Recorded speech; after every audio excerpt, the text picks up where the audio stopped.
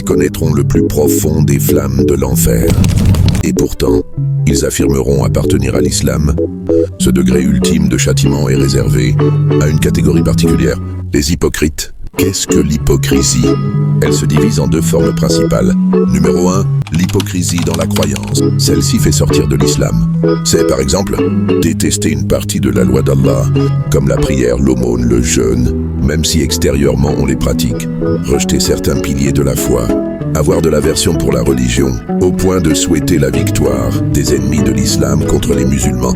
L'hypocrite de cette catégorie est considéré comme pire encore que les mécréants, car il tente de détruire l'islam de l'intérieur. C'est pour cela que le plus bas degré de l'enfer lui est réservé.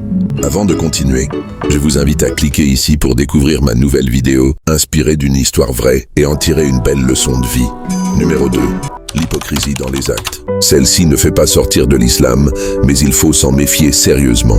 Le prophète, paix et bénédiction sur lui, a mentionné 3 signes distinctifs de l'hypocrite. Lorsqu'il parle, il ment. Lorsqu'on lui confie une responsabilité ou un dépôt, il le trahit. Lorsqu'il se dispute, il dépasse les limites et devient injuste. Quiconque se reconnaît dans ses comportements doit fournir des efforts sur soi-même. Car même si cela ne l'exclut pas de l'islam, cela lui fait ressembler aux hypocrites. Aujourd'hui, ce type d'hypocrisie est très répandu.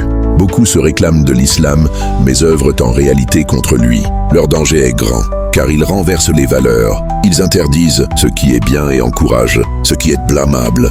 Souvent, ils se contentent d'une apparence de religiosité sans chercher à comprendre leur foi. Pire encore, lorsqu'on leur montre leurs erreurs, ils préfèrent rassembler des partisans autour d'eux pour se conforter dans leurs fautes au lieu de revenir à la vérité.